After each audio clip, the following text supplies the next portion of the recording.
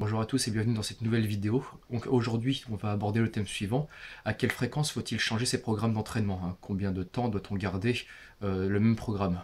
Donc on peut lire souvent sur des forums ou sites internet ou même des fois dans des ouvrages qu'il faut garder en général un cycle d'entraînement sur 3 à 6 semaines.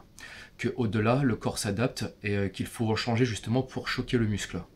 Alors cette durée de 3 à 6 semaines, ça concerne surtout les athlètes qui pratiquent la musculation comme activité annexe pour améliorer leur performance physique. Donc chaque cycle va correspondre à l'amélioration d'une qualité physique. On peut avoir des fois des cycles de force, puis des cycles de puissance, etc.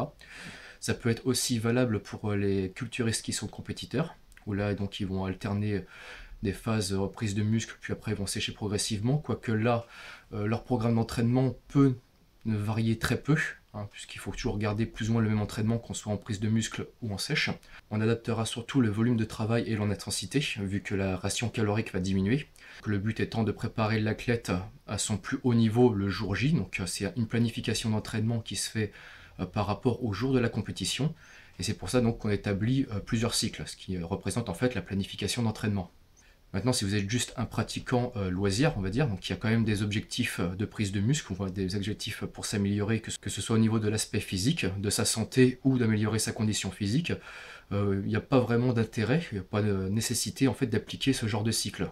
Là, dans votre cas, les points les plus importants qui peuvent justifier le changement de contenu d'un programme d'entraînement, ça va être qu'il ne correspond plus à vos attentes, soit parce que vous avez progressé, soit parce que vos objectifs ont changé. Donc à ce moment-là, ces changements peuvent s'effectuer soit au niveau des exercices, soit au niveau des répétitions, du nombre de séries, donc soit le volume de travail, le nombre de séries totales sur un muscle, et de répétitions bien sûr, ou de l'intensité, donc à travailler une intensité qui peut être plus ou moins haute.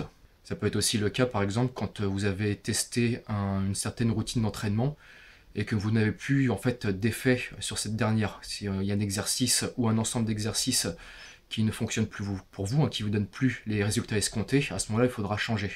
Il faudra bien sûr que ce changement se fasse de façon progressive. Hein. Si vous virez tous vos exercices d'un coup, vous n'allez pas savoir lequel exactement ne vous donnait plus les résultats que vous espériez.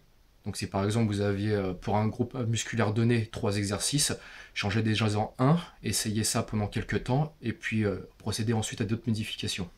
On peut ajouter aussi une autre raison au changement de programme, c'est que tout simplement, il ne vous plaît plus ou ça vous lasse. Donc si c'est le cas, vous allez avoir une baisse de votre motivation, et forcément cette baisse de motivation va se ressentir sur votre performance. Et donc si aucun de ces 3 points n'est engagé, donc si votre programme fonctionne toujours sur vous, hein, s'il n'y a aucun exercice qui ne vous donne plus de résultats, ou si vos objectifs n'ont pas changé, ou encore si vous êtes toujours motivé avec la même routine d'entraînement, si vous ne vous ennuyez pas pendant vos entraînements, eh ben, il n'y a pas de raison de changer de programme. Donc encore une chose, il faut aussi être un minimum patient. Donc quand on fait un nouveau programme d'entraînement, il faut bien sûr un certain laps de temps pour voir les modifications corporelles, hein, que ce soit donc au niveau des qualités physiques ou de l'aspect physique, ou au domaine de la santé. C'est pas au bout de 2 semaines que vous allez vous rendre compte qu'un programme est vraiment efficace sur vous, il faut attendre un petit peu. Laissez-vous le temps, quelques semaines, hein, 2 mois par exemple, et donc si au bout de ces 2 mois, vous n'avez vraiment aucun gain, que ce soit au niveau des performances, au niveau de l'aspect physique ou en termes de santé, à ce moment-là, commencez à procéder à quelques modifications, une fois de plus de façon progressive. Ne changez pas tout d'un coup, parce que vous allez être paumé dans vos charges, et du coup, vous allez partir un petit peu au hasard. Donc faites toujours les changements de façon progressive, et construisez votre programme d'entraînement donc justement progressivement. Donc veillez à chaque changement de seulement changer quelques paramètres, que ce soit au niveau des exercices, des séries, du nombre de répétitions ou du temps de repos. Et du coup, donc en effectuant progressivement ces changements de programme, enfin ces changements de contenu de certains éléments de votre programme, vous allez réussir donc progressivement à avoir un programme qui vous correspond de plus en plus. Donc en fait le programme qui sera parfait pour vous, que ce soit au niveau des exercices, du nombre de répétitions, du nombre de séries par groupe musculaire, etc. Ben voilà, ce sera tout pour cette vidéo, j'espère qu'elle vous aura plu. Si c'est le cas, n'hésitez pas à liker, à partager et à vous abonner à ma chaîne pour suivre. Je vous souhaite une bonne année, parce que là je la tourne le 31, donc je la publierai certainement en début d'année. Et je vous dis à bientôt.